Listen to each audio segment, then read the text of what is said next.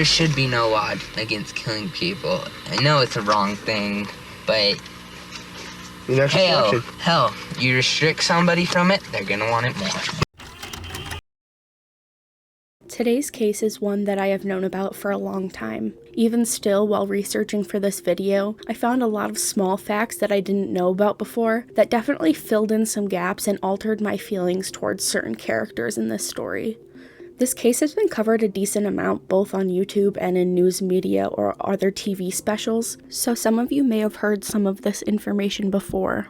However, I haven't found many places where they touch on all the things I speak about. Hopefully my version fills in some information for you as well and helps you better understand all the aspects of this case. Without any further ado, let's get into the video. Warning: the following account depicts graphic acts of violence committed on and perpetrated by people under the age of 18. If you feel as though you may not be able to handle the discussion of topics such as murder, violence towards a minor, addiction, or mental illness, please click off of the video now.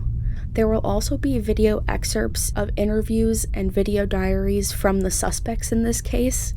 In some of these videos, you will see two 16-year-old males discussing their crimes and potential crimes. Viewer discretion is advised. Pocatello, Idaho is a relatively small Pacific Northwest mountain town with a current population of about 57,000. Pocatello was founded in 1889 and was known as the gateway to the Northwest because gold miners, settlers, and other pioneers who were traveling on the Oregon Trail had to pass through the Port Neuf Gap, which was a few miles south of town.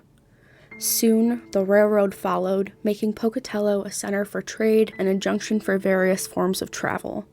Pocatello actually gets its name from the Native American chief of the Shoshone tribe who allowed the railway to run through the Fort Hall Reservation. After the chaos of the gold rush was over, settlers who remained in Idaho turned to agriculture. With access to the nearby Snake River, agriculture in the area flourished, becoming a nationwide supplier of potatoes, grains, and other crops. By 1901, the Academy of Idaho was founded and would eventually become Idaho State University. Pocatello is a relatively conservative town, with more than half of its residents being members of the Church of Jesus Christ of Latter-day Saints, who practice Mormonism. On December 21st, 1989, a baby girl named Cassie Jo Stoddart was born in Pocatello to her mother, Anna Stoddart. Cassie would be the middle child, having an older sister named Christy and later a younger brother named Andrew. Cassie came from a kind and loving family. The siblings would move back and forth between living with their mother and their grandparents during their childhood. However, their childhood was still a good one, surrounded by family who encouraged and supported them. Cassie was known as an intelligent, ambitious, responsible, and hardworking young woman.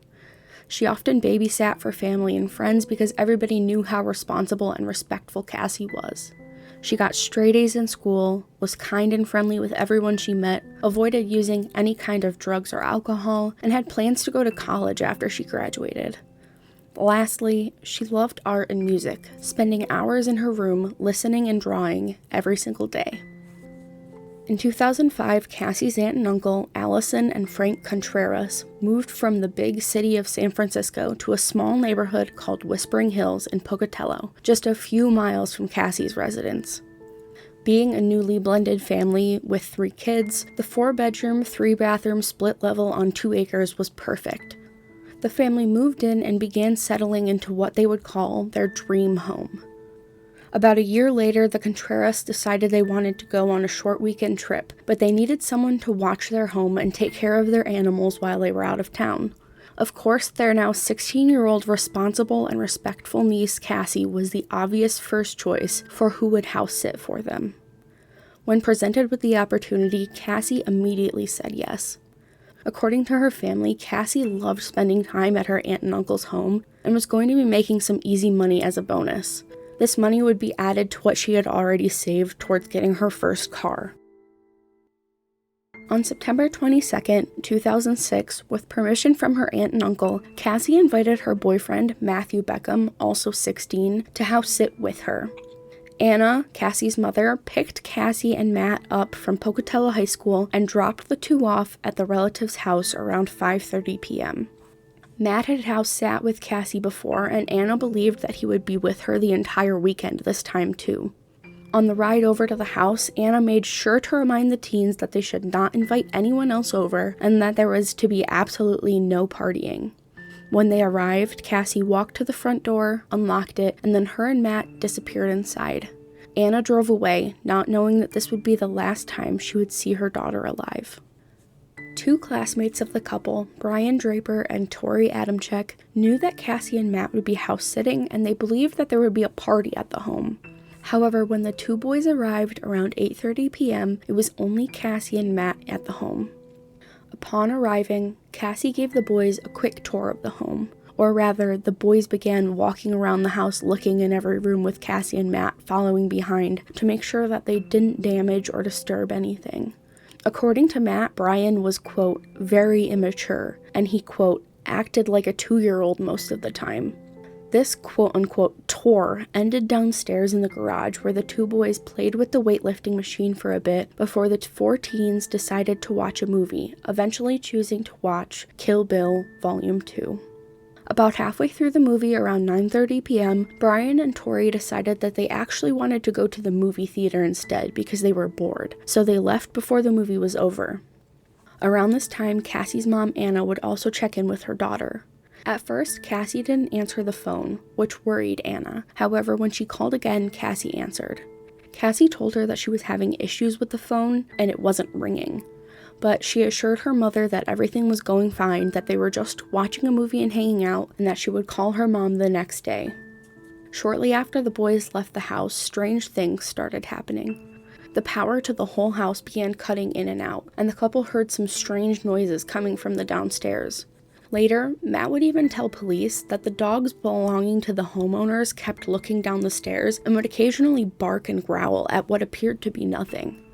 Cassie and Matt just assumed that there was some kind of neighborhood power outage or other external power issue, so they never checked the breaker box and they never looked for what was making the noise or scaring the dogs. Cassie, who was supposed to spend the night in the home alone, was frightened, so Matt called his mom, Sherry Beckham, to see if he could stay the night with her so she wouldn't be alone. Matt's mother was understandably uncomfortable with letting the teens stay alone in the home unsupervised overnight. However, when she came to pick up Matt around 11 to 11:30, she suggested that Cassie come to their house for the night and then she would just drive Cassie back in the morning. Although Cassie was scared, she was determined to fulfill her promise to her family to watch their house and take care of their pets, so she decided to stay at the house alone overnight. Matt and his mom left the home around 11:30 p.m., and Cassie went back into the house and laid on the couch to watch TV. As he was leaving the home, Matt called Tori's phone to see where the two boys were, potentially to hang out with them more. Matt claims that he could barely hear Tori, who was whispering into the phone. Matt assumed that it was because the two were at the movie theater as they had said they would be. When Matt arrived to his home, he tried calling Cassie to check on her as he said he was going to. Once again, Cassie did not answer the phone. Matt was not concerned though, since he knew the phone hadn't been working consistently that evening. He assumed Cassie just hadn't heard it ring or was potentially asleep, so he decided to let her rest and he would check in on her the next day. On September 23, 2006, Anna would try calling Cassie multiple times with no response. She continued on about her day as normal and ran some errands, never going to the home where Cassie was. Later, she would tell police that she wasn't worried because she thought Matt was still with Cassie at the house. But he wasn't. Matt was hanging out with Tori Adamcik and had also been repeatedly trying to call Cassie throughout the day with no luck. Matt asked Tori to drive him to the home, but Tori told him that he did not have enough gas to get there and back, and that his gas had to last him for the rest of the week. By the end of the day, Matt was getting very worried. Having no luck calling Cassie at her aunt and uncle's house, he decided to try calling Cassie at her home. Maybe she decided not to stay at the house alone after all, and her mother had picked her up. However, when he called, Cassie was not there. Instead, he spoke to Anna Stoddart, who informed him that she too was unable to reach Cassie all day. She was seemingly not concerned, so still, no one went to physically check on Cassie. Sunday morning, September 24th, 2006, Anna once again tried to call her daughter but received no response. Still, she cooked breakfast and waited to hear from her family once they returned home, which she believed would have been around 10:30 a.m. When she hadn't heard from anyone by 1:30 p.m., she finally decided to go check on her responsible minor daughter, who would never have just disappeared for 2 days for no reason. I'm taking a quick moment to say I am very against victim blaming. People make mistakes, people act and react in unpredictable ways, and people should not be vilified for those things. But I can't help but wonder, why did Anna not just go check on Cassie? I know that Anna had struggled with caring for her children in the past, and that's why the kids lived with their grandparents for some time. But was she really so inattentive that it took multiple days for her to worry about the welfare of her child? The family home was only a few miles from the house Cassie was staying at. It would have taken just a few minutes to drive to the home and physically check on her. And we know that transportation wasn't the issue, as she drove around that day running errands. I'm 26, engaged, and own my own home. If I miss more than a few calls from my mother, she will drive to my house and find me. I just can't fathom not checking on your child, especially when they're still children. I could see how Saturday, when she thought Matt was with Cassie, not being too concerned, but when Matt called her that night to say that he also couldn't reach Cassie, why did Anna not go to the house?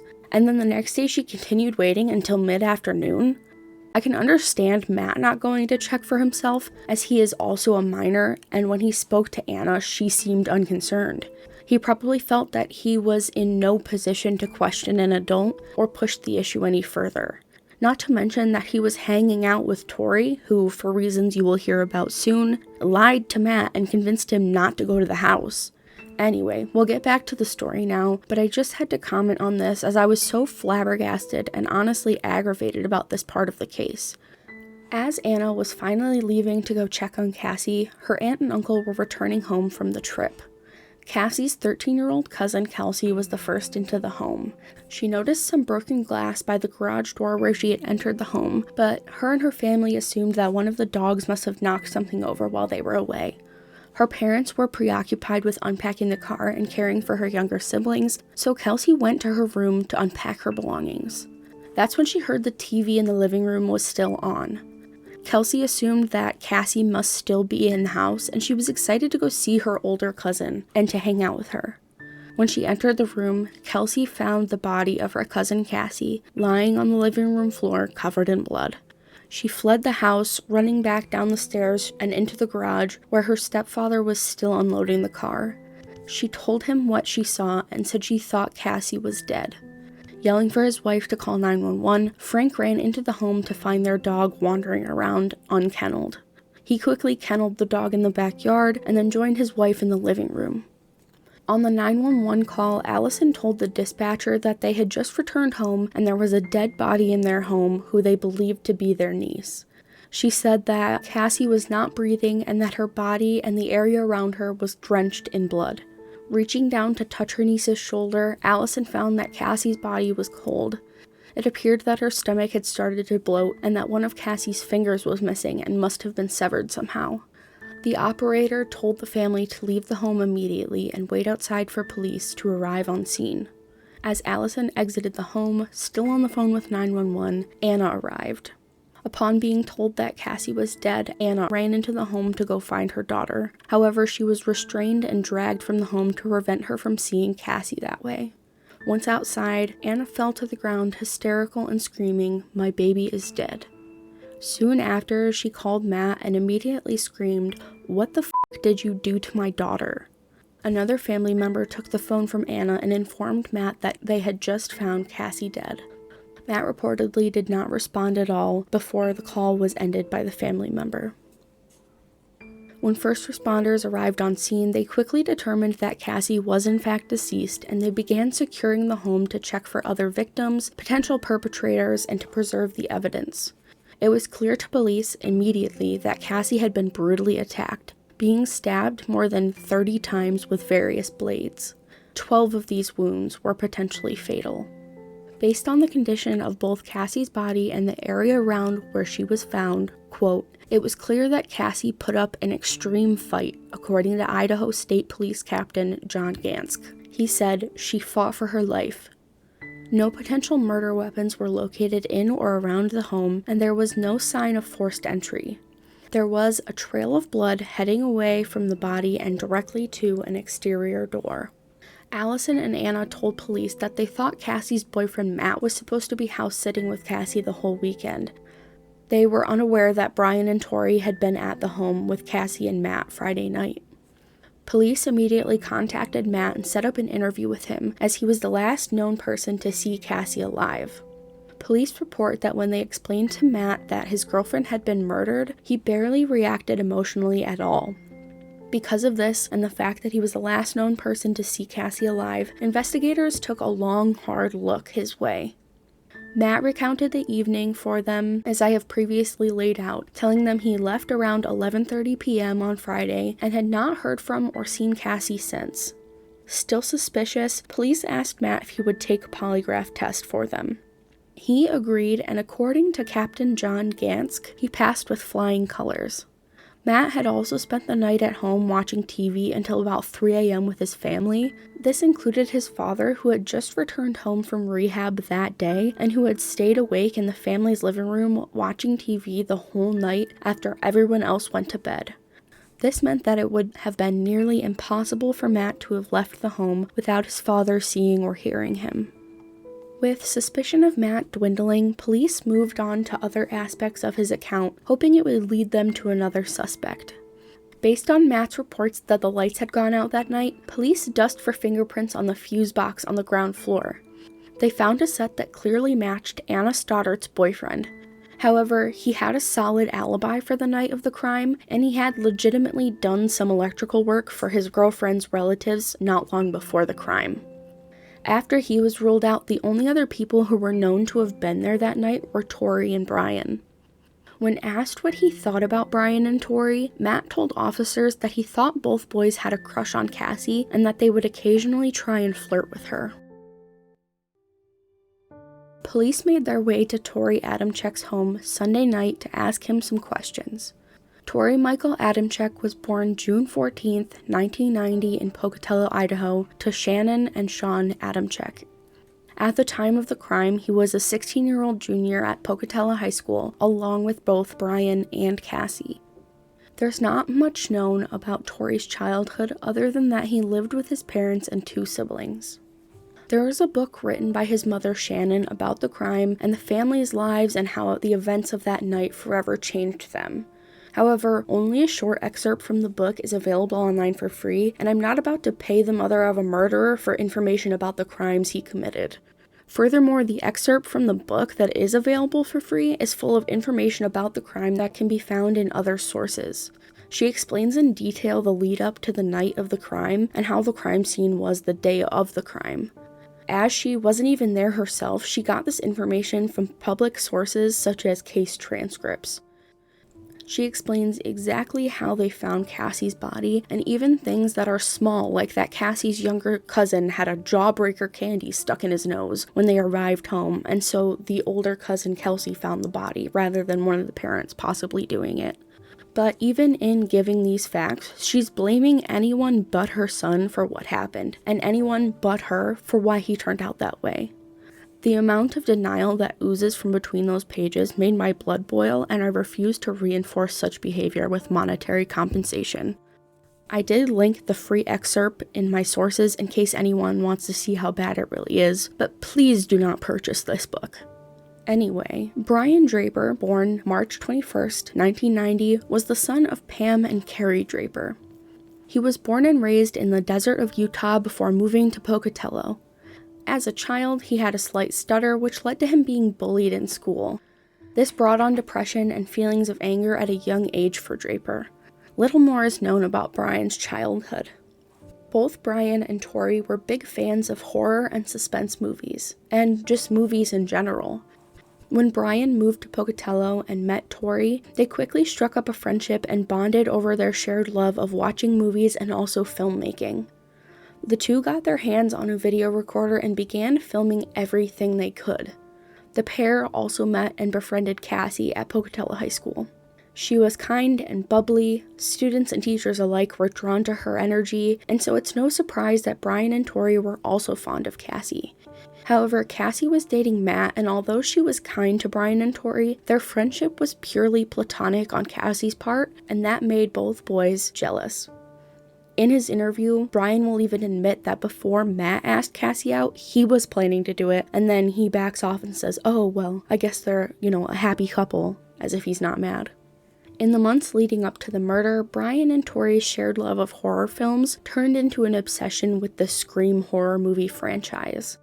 The two decided that they would combine their love of the franchise and their love of filmmaking and emulate the murders in the movie by planning and committing an actual murder. Unfortunately, Cassie quickly became the subject of their desires, and the boys began planning how they would take her life. During his first interview with detectives on Sunday, September 24th, 2006, in the presence of his father, Torey tells police that he and Brian went to the home where Cassie and Matt were house sitting. They took a tour, played with the weightlifting sets in the garage, picked the movie Kill Bill Volume 2 to watch, and then they had popsicles while the movie was playing. After watching some of the movie with Matt and Cassie, Tori claims that Brian became bored and the two decided to go to the movie theater instead to watch the horror film Pulse that they had just come out with. He claimed that when they left the home, Cassie was alive and well, watching the movie with Matt. He claimed that Cassie and Matt seemed totally fine and that there was no arguments or animosity between the two, at least as far as he could tell. When asked how they got to the theater and where they parked, Tori told police that they drove his red Geoprism and had parked in the back by the dumpsters. When asked if his car and the boys would appear on CCTV cameras, he said that they would. The same evening, Brian Draper would be interviewed by detectives as well. He told police the same story that Tori had. However, interestingly, neither of the boys was able to tell police what the plot of the movie they supposedly watched was. Police did not believe their account as their story was full of holes, and they were unable to give police any details as to what they claimed to have done on Friday night. Still, police had no real proof that Brian and/or Tori were involved in the crime. Police spent the next day following up on aspects of the teens' claims that did not make sense. Detectives even went as far as going to the movie theater and watching the movie Pulse for themselves so that they had an understanding of the plot and could ask more specific questions to catch Brian and Tori in their lies. On Tuesday, September 26, 2006, Brian had his second interview with police. His parents were present at the station, but they did not sit in on the interview with their son. Police Mirandized Brian and then once again asked him to walk them through the night. At first, he continued to claim that he and Tori had gone to the movie theater. However, police confronted him about the fact that he couldn't describe the plot of the movie at all, and that a fellow Pocatello high school student who was familiar with both Brian and Tori was working at the movie theater that night and had not seen either of them at the theater. So your story is you didn't really watch the movie. Well, I'm talking to the girls that are here. Okay, but they're 2 seats away. I mean, you could be doing a lot of talking, and at least you're picking up something. You're gonna pick up at least one image off the screen that you saw. Tell us about one person. Describe one person you saw in the movie. What they look like? I'm seeing a man, and he looked at a TV screen. It had white noise on it. It had the shh thing. And that's all you saw the whole movie. So how long do you think you were inside that movie theater? Grand total. We were there for maybe 2 hours. 2 hours? You were inside that movie theater? Maybe. And you don't remember one detail to help us out. We're trying to help you out. Yeah, I know. That's why I want to tell you. Okay, so... When he was unable to explain these discrepancies, Brian told police that they, in fact, were not at the movie theater on Friday night. He told them that this story was a cover, as the two teens had actually gone through cars on the night in question, and that they lied about going to the movies to not get in trouble. Even still, Brian was unable to give detectives any information about the cars they had gone through, where the cars were, and claimed they found nothing to steal. I can tell you what we were doing. I was trying to hide this, but I guess I have to tell you now. You're gonna have to, man. It's the only way out. We went through cars. And that's against the law. That's why I want to say that. Okay, you went through cars. What does that mean? We checked for the cars that they aren't wall lock, and then Where at? we go Where was inside that? him. Where at? Tori had to drive. I don't know. And then we called Matt because he wanted to come too. Still, Brian insisted this was the truth, but police did not believe him in the slightest. When asked why a witness placed both teens at the Common Sense convenience store in town, he told police that he needed matches for his cigarettes, but he was unable to tell police what kind of cigarettes he smoked. Yet again, they had no concrete evidence that Brian was involved in Cassie's murder, so they had to let him leave the station with his parents. However, a detective also went to their home after this interview, and with the consent of both Brian and his parents, he was allowed to look through Brian's room for any evidence. Police did not find much, except for an empty knife sheath. However, Brian told the detective that the knife it belonged to was actually his friend's, and that he had no idea where the knife itself was, as he believed the friend had it in their possession. The following day, Wednesday, September 27, 2006, detectives once again asked Brian for an interview. They asked if he'd be willing to submit to a polygraph examination. Initially, Brian told police that he would. However, shortly before it began, Brian broke down. He was extremely upset and said that he needed to speak with detectives. He was once again Mirandized and agreed to speak with police. This time, his parents were present in the interview.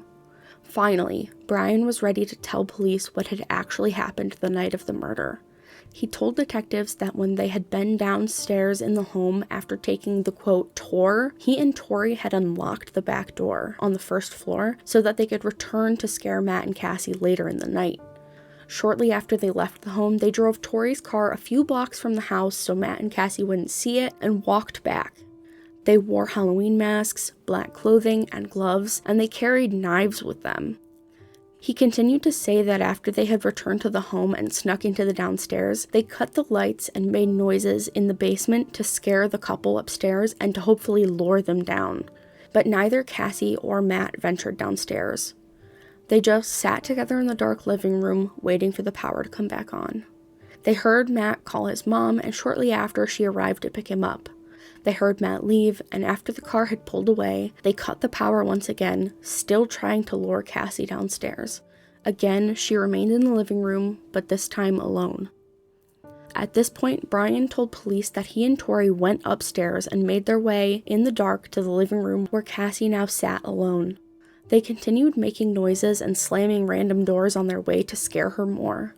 Brian claimed that he thought it was all just a prank, so when they confronted Cassie and Tori began actually stabbing her, he was in shock. Brian denied ever touching or stabbing Cassie and claimed that Tori had threatened to kill him too if he told police the truth. Finally, he agreed to take detectives to the location where he and Tori had hidden evidence from the murder. Along with his father, Brian took police to Black Rock Canyon and pointed out where the evidence had been buried.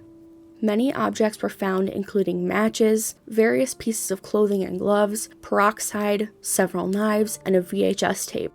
Many of the items had been partially burned in a failed attempt to conceal the evidence. Brian was arrested and spent the night in county jail. On the same day, after Brian led police to the hidden evidence, Torey was brought to the station for his second interview. He was Mirandized and his parents were present.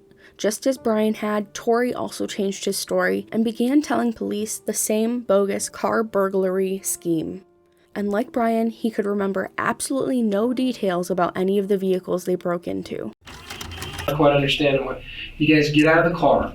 Okay, and you're out of the car for 15 minutes. We just look around and... Do you stand in one place? No, we walked out down a little the road, and then we'll turn around, we'll walk down this way and walk down this way. We walked back to my car. Okay, let's talk about these cars, because now it's pretty critical that we know, where these cars are, and so you can walk us back to these cars, and so we know, exactly, where these cars are parked. Remember, the description of the cars, the color of the cars, what kind of door handles they had on them. I don't know what kind of cars. I don't usually pay attention to that. We passed a lot of cars. Were these cars parked on the street? On the street. We don't. They're all parked on the street. We don't go into cars that are in driveways usually. When you went into these cars, so you can't give us like a color of a car. I got like no the first white one. one.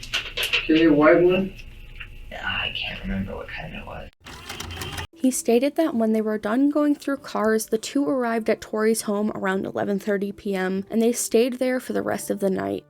Police questioned him about the witness who placed both teens at the Common Sense convenience store in town. Just like Brian, he claimed that they needed the matches for cigarettes.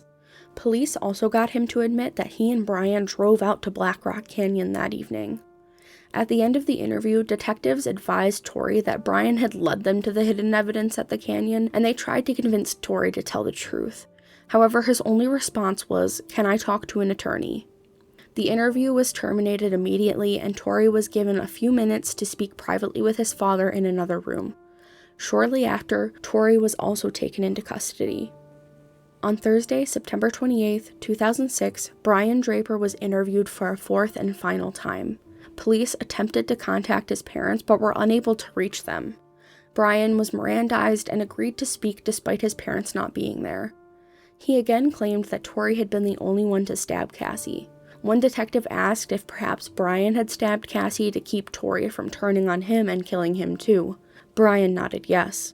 Finally, he admitted stabbing Cassie 4 times in the leg and chest. The interview ended shortly after when Brian asked to speak with his parents. Perhaps the most unnerving part of this crime is the fact that the perpetrators themselves documented most of the planning and lead up to the crime, as well as their reactions to committing the crime in the car as they fled the area. The day before the murder occurred, Brian filmed as Tori drove and they discussed picking their victim. We found our victim, and sad as it may be, she's our friend. But you know what? We all have to make sacrifices. Our first victim is going to be Cassie Stoddart. She's going to be alone in a big, dark house out in the middle of nowhere. How perfect can you get? I mean, like, holy shit, dude. I'm horny just thinking about it. Hell yeah. The next morning, Brian even went so far as to film Cassie at school the same day he knew that they were going to kill her later that evening. Have you seen Tori? He's supposed to meet me here at 7:30, and it's 8:19. He's an hour late. You don't even care, dude. Okay. This one was filmed at the school on the day of the murder, just after the previous clip of Cassie at her locker. September 22nd, 2006.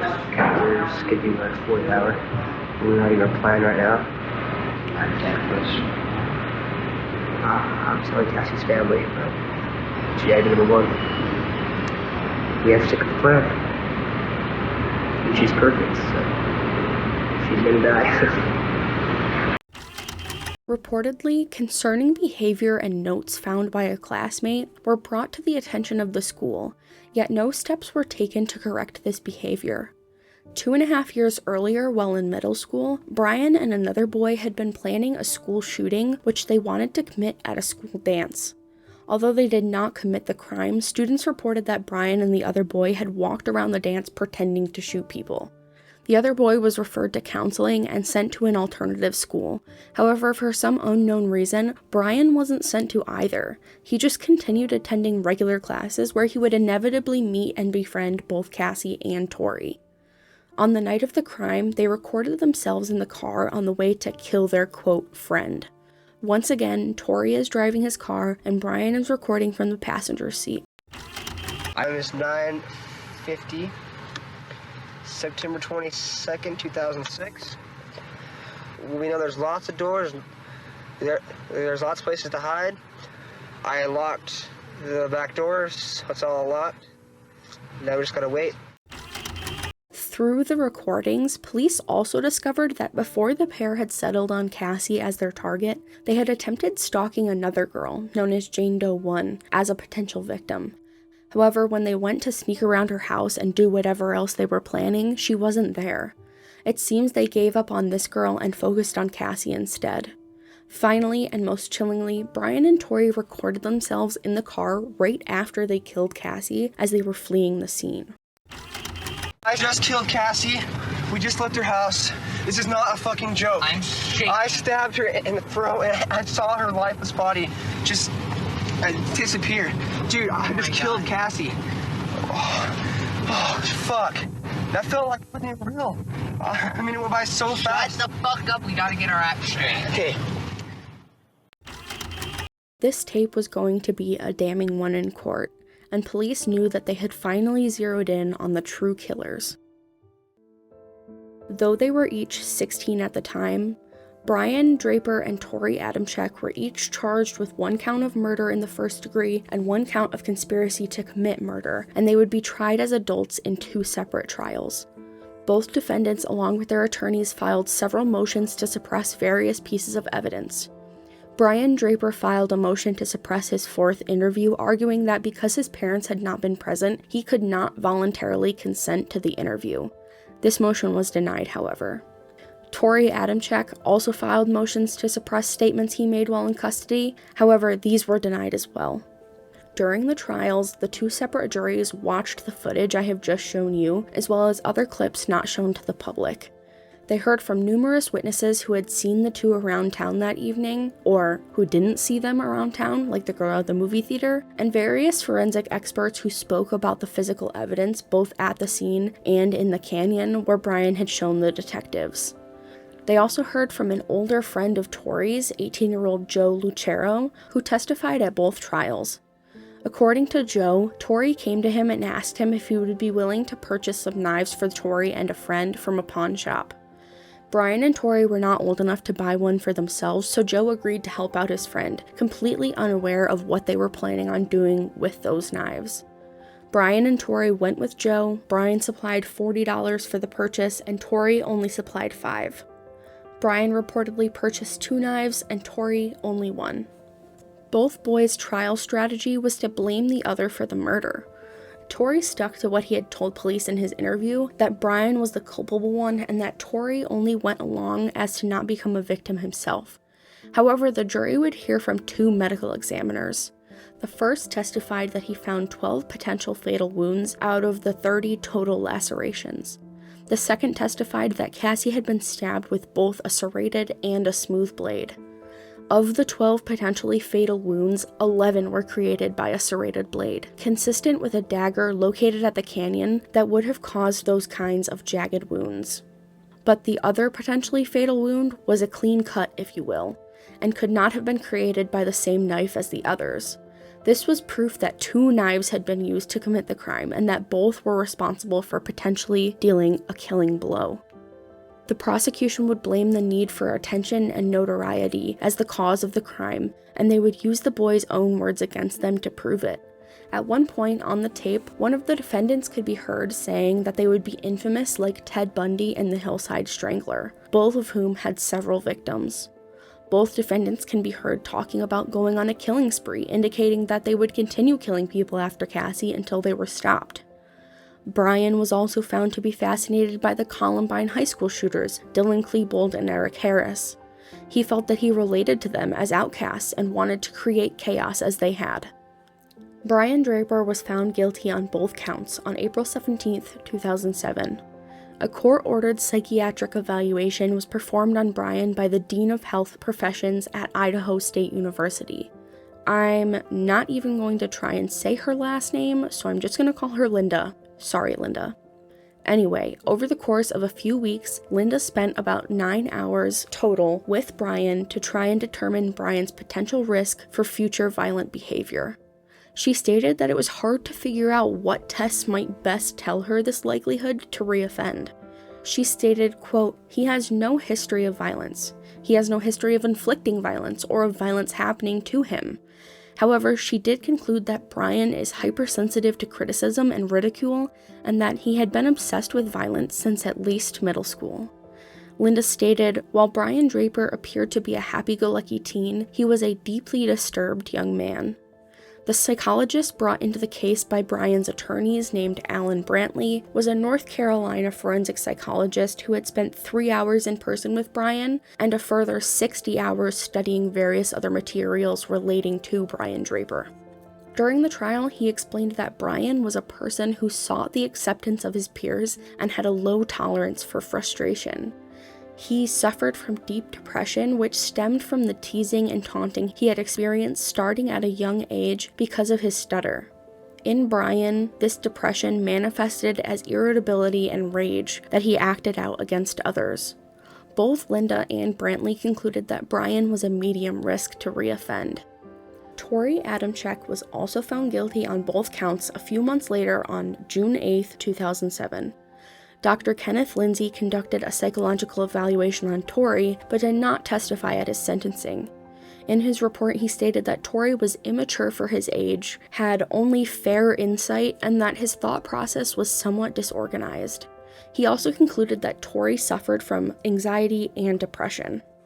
On August 21, 2007, 11 months after they took the life of Cassie Jo Stoddart, both boys were sentenced to life in prison without the possibility of parole for the first-degree murder charge, plus 30 years for the conspiracy charge.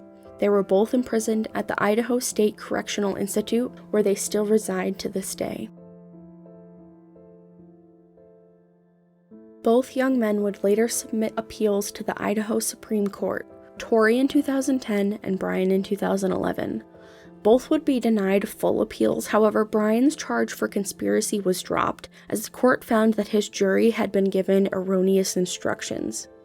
In July 2015, Tori would be granted a hearing for post-conviction relief, discussing his case with 6th District Magistrate Judge Mitchell W. Brown. Tori believed that if he had just had some character witnesses at his trial, the jury may have given him a more lenient sentence. However, his lawyer had advised against it.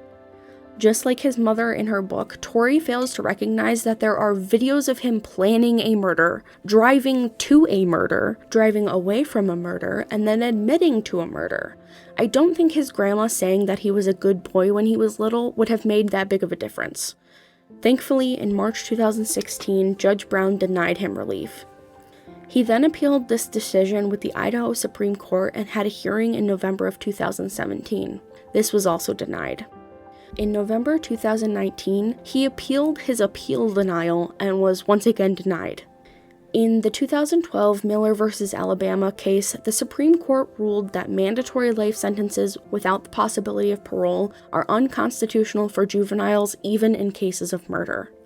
Later in 2016, the case of Montgomery v. Louisiana, the U.S. Supreme Court ruled that their previous Miller v. Alabama ruling should be applied retroactively to juvenile offenders that had been sentenced to mandatory life sentences without parole before 2012.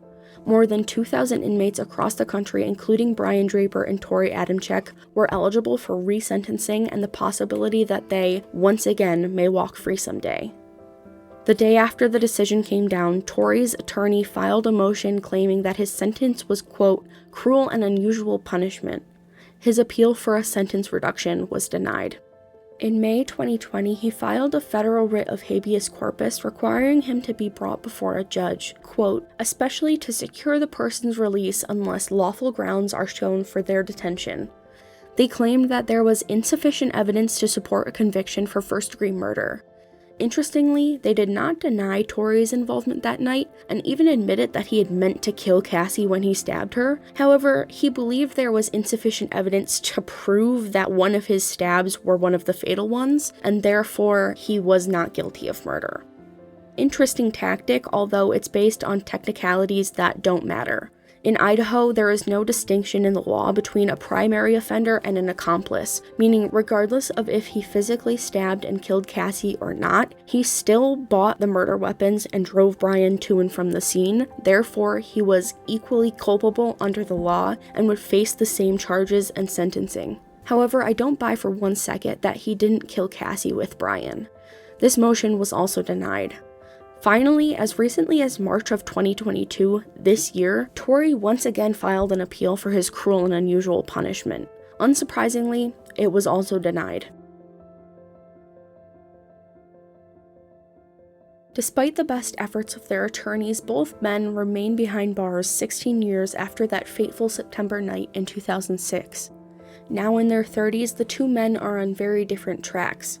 Though both are still incarcerated, As you can tell by his endless motions and appeals, Tori Adamcik has yet to admit to his full culpability in the crime, and his parents have not accepted the brutal crime that was committed by their son. His parents have stood behind him since he was first arrested, and they continue to emotionally and financially enable their son in his fruitless attempt to gain his freedom. Brian Draper, on the other hand, seems to have accepted responsibility for his actions and has been working through his mental health issues. In a recent interview with Dateline reporter Keith Morrison, Brian was quoted as saying, "I felt like a nobody, and I felt like I'd be somebody if I did something, big and bad."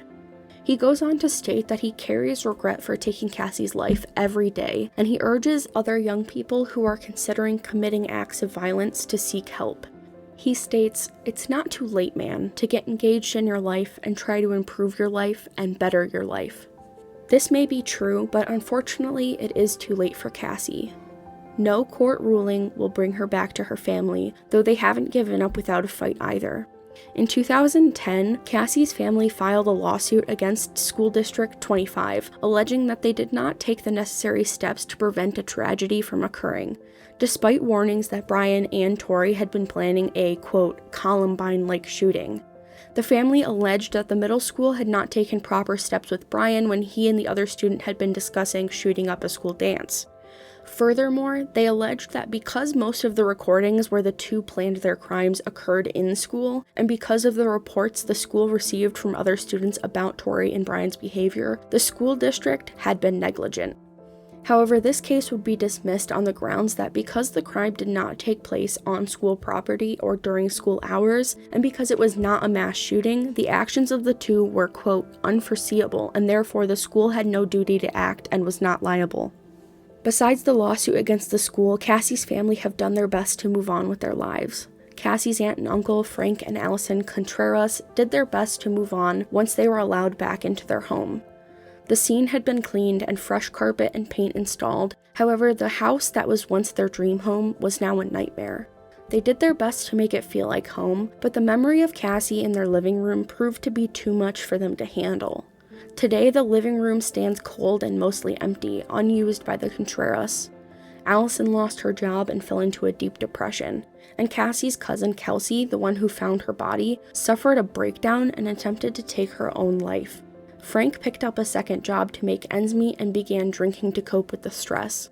He has stated that the immense pressure on the family and their marriage almost split them apart. However, things eventually got better. However, they remained trapped by the house, which they were unable to sell as late as an interview in 2014 with Frank. He stated that the family was desperate and their asking price was only what they still owed on the home, around $80,000, despite the home's value of almost $400,000. I did check Realtor.com though, and it looks like the home did sell in 2020.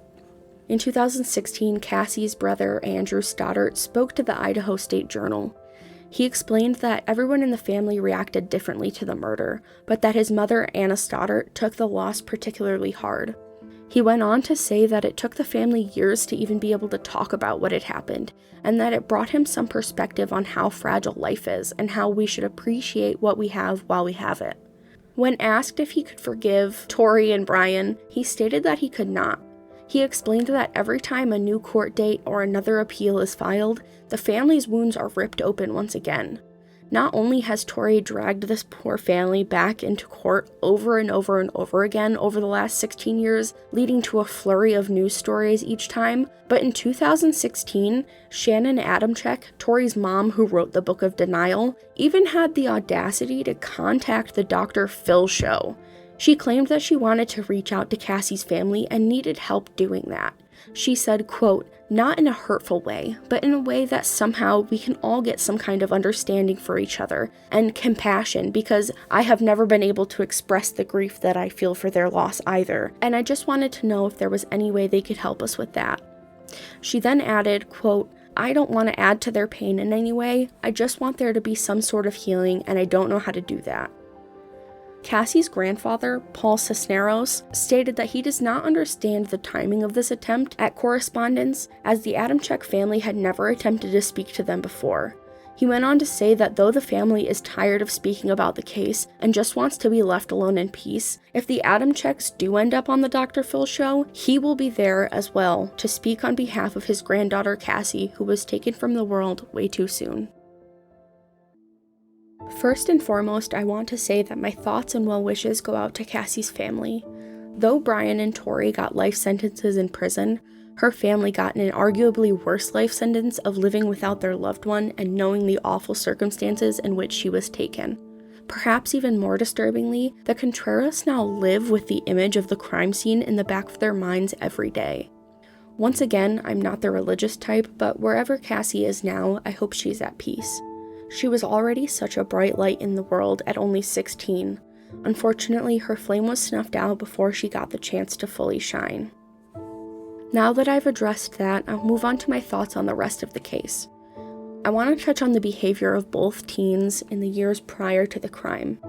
There were some very concerning reports given about both of them, but especially Brian. As stated by the psychiatrist who spoke to him, the underlying issue he was dealing with was depression. However, in him, it did not manifest as sadness as we would assume it would. Due to his environment, he likely felt as though showing quote-unquote weakness by crying or being sad was not something he could do as a male. A couple sources I found stated that he grew up in the LDS church and his life was very influenced by the church. He did not drink or do drugs, and he even ridiculed both Matt and Cassie's family for smoking cannabis in one of his interviews. Between the strict conservative family and being a child in the early 2000s, I have no doubt that he was not taught how to process his emotions or even how to show his emotions properly. All he wanted was to be accepted by his peers, and his lisp was already making that difficult. He certainly wasn't going to be known as a crybaby or various other slurs I'm sure you can imagine teens saying in the early 2000s.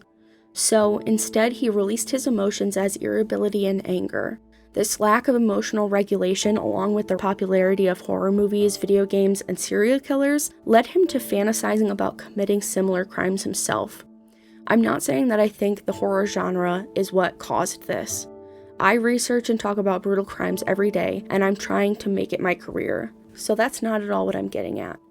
What I'm saying is, Brian felt like he was unable to fit in with his peers, but he felt that he could sympathize with vicious criminals because he was also full of anger, so he made victimizing others his goal.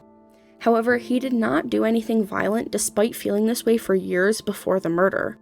Only after he found a real-life person who validated his feelings, i.e. Tori Adamcik, did he and his new partner in crime begin committing violent acts. All of this to say that perhaps things would have been different if Brian and Tori were taught how to recognize, manage, and regulate their emotions, or maybe if more support had been given to them concerning events that happened at school. My last job position was as a crisis counselor, and I spent time in schools speaking to students of all different ages. And let me tell you that the warning signs of potential mental illness or behavioral struggles are present from a very young age. Obviously, one would not diagnose a second grader as a psychopath. However, I have seen antisocial behavior in children as young as 5. This does not mean that they will 100% grow up to commit crimes. What it does mean is that years and years, probably more than a decade of red flags, were likely missed by everyone these two came in contact with. Had their caregivers been more knowledgeable, they may have been able to take steps to help the boys long before they even knew Cassie. Lastly, I want to say I think it's human nature to believe that children and young people, especially your own children, are not capable of committing crimes such as this. A certain level of denial is expected when one finds out that their teenage child brutally murdered a friend in cold blood. However, to look at videos of your child planning a murder, writing a killing list, picking a target, driving to the crime scene, driving away from the crime scene in a panic, and still claim that he's innocent is absolutely ridiculous. There's a video with a time and date stamp for exactly after when the coroner believes Cassie was killed. Your son's friend Brian says, quote, "Just killed Cassie. We just left her house. This is not a fucking joke." End quote. "I stabbed her in the throat and I saw her lifeless body." To which your son says, quote, "Shut the fuck up, we gotta get our act straight." Not to mention the multiple other times both Brian and Tori say that Cassie is, quote, "the perfect victim," or how they are planning to kill her. How can you stand there and not only say that he didn't do it, but then actively harm the victim's family more by filing one futile motion after another? And then to write to the Dr. Phil show under the guise that you want to apologize to the family, when in reality, you don't want to apologize to them for their healing. Instead, you want to apologize to them for you, so that you can feel better about yourself and further deny that the child you raised brutally took the life of a young woman after meticulously documenting the planning process of that crime. I don't doubt that both Brian and Tori's parents have suffered tremendously in the last 16 years, just as Cassie's family has. However, to repeatedly and unrelentingly re-victimize them over and over again, year after year, because you can't regulate your own emotions is selfish and revolting, especially when such straightforward evidence exists. I am not at all surprised to hear that Tori's psychiatric evaluation revealed him to be immature and with little insight. From the information I've been able to find about his mother, including her own words from her book, I believe a psychiatric practitioner would likely find similar findings if she were evaluated. Because they are so desperate to believe that Tori is innocent, they have clung to the gut reaction of denial, and the other victims who are trying to move forward with their healing keep getting pulled back in. I am in no way saying that they should completely write off their son and stop supporting him completely. And I believe that constitutional law is very important. If there truly is misconduct or a rights violation, then that should be handled accordingly. But this isn't what's happening here, and honestly, considering everyone in this story, I think I dislike her more than I dislike Brian Draper, an admitted and convicted murderer. Yes, he took a life in his youth that the family will miss forever, but the repeated wounds that the family has gone through at the hands of the Adamciks and their legal team have traumatized Cassie's family and at this point are inexcusable. I went into this case believing that the two young men who physically committed the crime were the only nefarious souls I would find, but perhaps the Irreverent are not alone in their monstrosity. Well, this was a rough case to look into. This took a lot of research and a lot of work, but I hope I did this justice for Cassie. As you can tell, my throat is pretty tired from talking so much, so thank you for making it to the end. Please don't forget to like, subscribe, and share, you know the drill, and I will see you guys next time. Bye guys.